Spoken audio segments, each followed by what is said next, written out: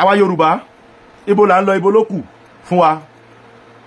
Wọ́n ní wọ́n kọ́ kára kan sí Òkè Ògùn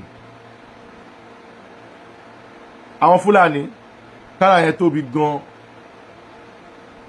a dẹ̀ ń pariwo láàrin àwọn pípín sọ̀ráǹdì wa tán àwa wá ń pariwo láàrin. Mo sọ kinní kan fún gbogbo ọmọ Yorùbá tẹ́ ẹ bá gbàgbé ẹni tó bá ti ń fọ́lò mi ti pẹ́ á rìmáìndì nǹkan tí mo sọ yìí. Mo ní ẹ fẹ́ láṣeyọrí nílẹ̀ Yorùbá àbí ẹ fẹ́ gbé ohun rere ṣe ẹ fẹ́ ká kú bí ẹdìyẹ mọ́ ẹ jẹ́ kí n wọṣọ mi dáadáa kí n tó sọ̀rọ̀ yẹn. Mo ní ẹ fẹ́ ká kú bí ẹdìyẹ mọ́. The only solution kan ṣoṣo ni pé ká lọ ṣe ẹ̀bẹ̀ àgbà gbogbo àwọn tá a ti fibi sú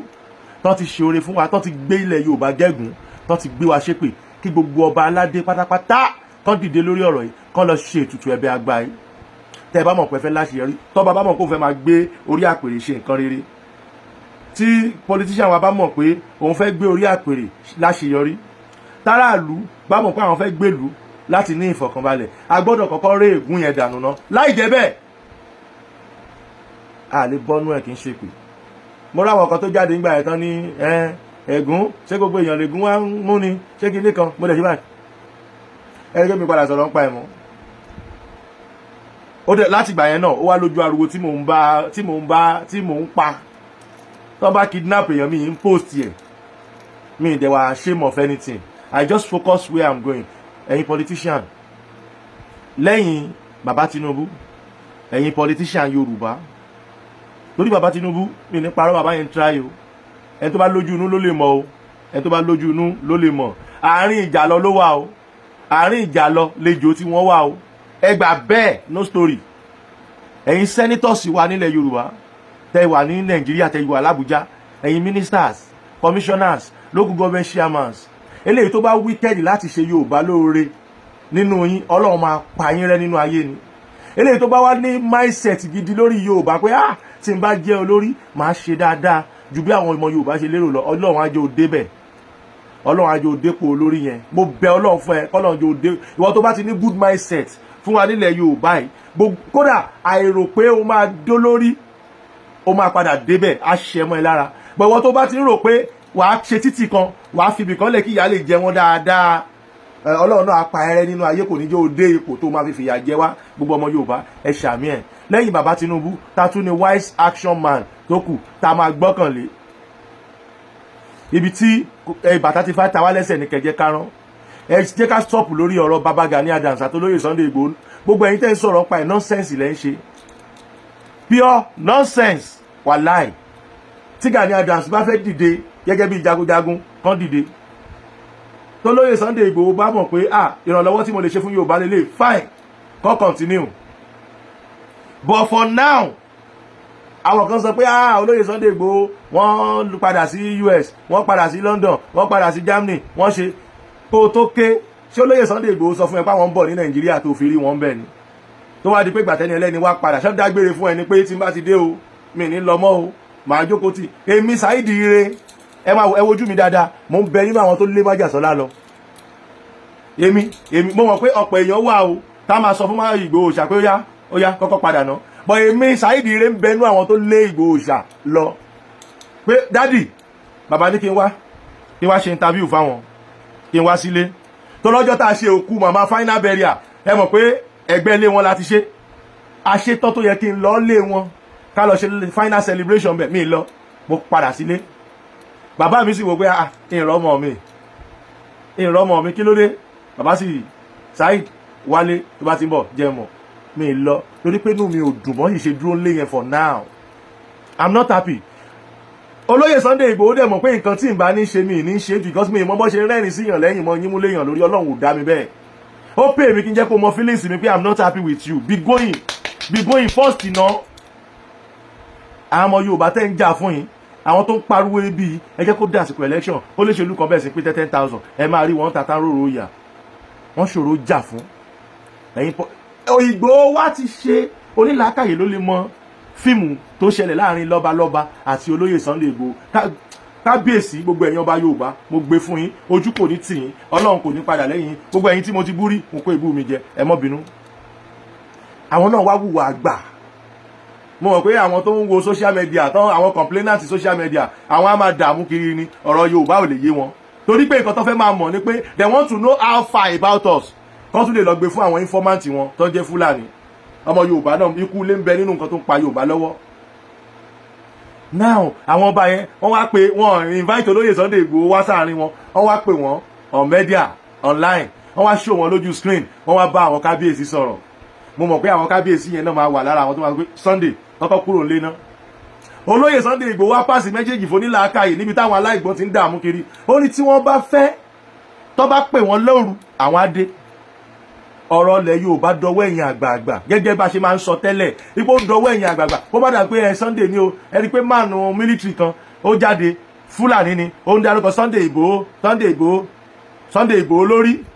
ó tún wá ń dárúkọ Nigeria constitution ẹ jẹ́ kí n máa yé yín gbogbo Yorùbá tẹ́ ẹ̀ bá kúrò nínú Nigeria ẹ̀ lè bọ́ nínú ìyà Nigeria constitution làwọn idiot Fúlàní fi ń rékì yín ṣé ẹ bá jẹ́ ká bí wọ́n léèrè ṣé Nigeria constitution wọ́n sọ fún wọn pé kí Fúlàní máa pa Yorùbá anyhow. Just one question. Is it Nigeria constitution that tell Fulani to be killing all those our farmers? Just simple question. But tó bá ti fẹ́ rojọ́, tó lórí burúkú wọn bá ti fẹ́ rojọ́, wọ́n ní Nigeria constitution, we will look the video, when we see the video, we never see the video kill you there. Kudos to you ẹ̀yin kábíyèsí wa nílẹ̀ Yorùbá. Olóyè Sunday Igboho ra gbọ́rọ̀ sáwọn onílàákàyè lẹ́nu, wọ́n ra gbé pálí wọn pẹ́pẹ́pẹ́, ó dọ̀hún. Ẹ kọ́kọ́ lọ ná jẹ́ ká pè ẹ́ ó máa wà nínú rẹ́kọ̀dù pé àwa la pè ẹ́ kókó wa kọ̀yà fún wa kò ní sí pé bẹ́ẹ̀ wọ́n fẹ́ máa wò yín bíi terrorist tẹ́ bá dé tán oyè làgbà ń wò ẹ̀yin olóṣèlú wa ẹ tètè jáde bọ́ síta báyìí ìwọ tó ṣe wà ní commissioner lọ́wọ́ tó dẹ̀mọ̀ kó máa di president lọ́la tètè jáde lọ́la báyìí torí pé tó o bá jáde lórí ọ̀rọ̀ insecurity tó ń ṣẹlẹ̀ yìí tó bá fẹ́ padà gbé president a máa béèrè lọ́wọ́ ìyá ẹ̀ ibi tó wà àwọn tí ò ní béèrè o tẹ́ bá believe pé bí selection ṣe fẹ́ máa lọ nínú election nìyẹn kò lè continue báyẹn mọ́ àsìkò tẹ́ bá ti fẹ́ gbogbo ọmọ Yorùbá gbogbo ẹ̀yin onílàákàyè gbogbo ẹ̀yin alágbára àsìkò tó bá ti fẹ́ ṣe election ẹ máa lọ dí Ògún torí àwọn pípù yìí torí pé àfilé bàbá wa sílẹ̀ ló jẹ́ kán gbọ́mọ àlè fọ́kọ̀ ayé àtijọ́ tó bá bímọ wá ṣòro ìdílé fọ́mọ tó bá jọmọ ọkọ ní bójọmọ àlè ní àní pẹ́ mọ̀ kíákíá làṣírí ẹ̀ máa tú àwa lọ sí nǹkan tí ò yẹ ká sí nǹkan tí ò mọ̀ wá rí nǹkan tí ò tiẹ̀ rí tí wá rò àwa bọ́ sínú ẹ̀ ẹ wá ń pariwo kò sí nǹkan tó kàn mí wọ́n tó bá ṣàti máa ṣáájú lọ́wọ́ mi ṣáàmù owó ẹ̀ dání torí òkùnkùn believe nínú ájò òun tẹ́lẹ̀ condition lójú wa mi mọ́ pa ẹ̀ so you believe us you don't believe that one is not concern me tó bá ti fẹ́ ṣẹlẹ̀ ṣe máa lọ dí Ògún torí àwọn people yìí ẹ lọ́ máa bẹ̀gùn lọ́wọ́ ẹ̀ sí wọn kẹ́ máa bèṣù lọ́wọ́ ẹ̀ sí wọn tó bá yẹ pé lágbájá irọ́ ló ń pa tó bá yẹ kó máa kó yàjẹ́ wá ní nǹkan bá báyìí kó dé bá ibẹ̀ lọ́mọ àlè àtọmọ ọkọ ti máa yọjú torí àwọn ọmọ dáadáa náà wà náà politician yẹn kì í ṣe gbogbo wọn lórí burúkú now ta ló kàn ta la fẹ́ gbọ́ kí làgbọ́kànlé àwa Yorùbá ní the next ẹ gbàgbé Ọlọ́run máa dá ẹ̀mí bàbá wa Bọ́lá Ahmed Tinubu sí wàláhì wọ́n máa lo 8 years kò sí nǹkan kan tẹ́nìkan kan rí ṣe sí bóyá jẹ́ nìyẹn tó bá wá wù yín ẹ̀yin Yorùbá kẹ́ wá fọwọ́ ara yín ṣera yín kẹ́ lé Tinubu kúrò ń bẹ̀ ẹ jẹ́ pálágídí ìyà torí kò tí ì sẹ́nìkan tó gbádùn báyìí tẹ́mi sì rí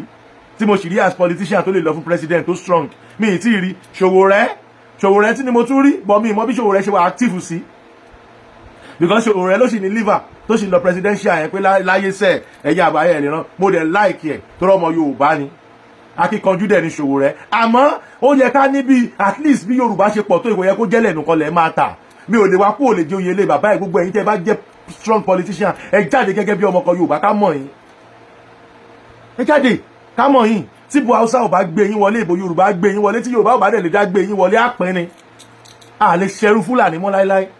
ẹni pé mi ò sọ̀rọ̀ látọjọ́ ìmọ̀ kọ̀ọ̀rọ̀ adákẹ́ torí pé mi ò fẹ́ máa bá wọn dá àwọn kan sọ̀rọ̀ mẹ́wàá láńká àbí nǹkan ẹ̀tọ́ gbogbo yẹn nù ọmọ yẹn wá nǹkan tó máa fi strẹ́ẹ̀dì ní ọmọ tí gbogbo ẹbí ti kọ̀ ẹ̀gbọ́n ẹ̀ tó ń ṣe custom àbí road safety ló pè mí gbà kan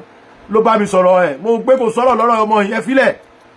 ẹ ká rán bí tí bàtà ti ń ta wá lẹ́sẹ̀ because many people see their self complaining but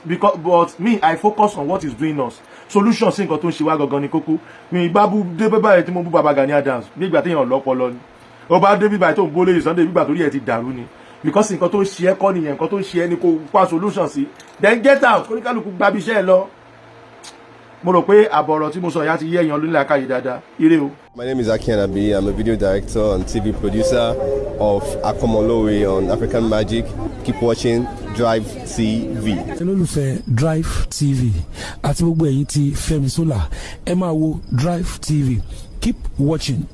Drive TV. My name is Wole Agba. Taking this time out to tell you all that you keep watching Drive TV. What drive ẹ̀wọ̀ ní ògo ẹ̀? What drive ẹ̀wọ̀ fulfilment? What drive ẹ̀wọ̀ bí tó o bá lọ? Ó ní iṣẹ́ rìn. Ibi ni kò máa wò Drive TV. Thank you. Chloe. Drive TV, driving you around the world.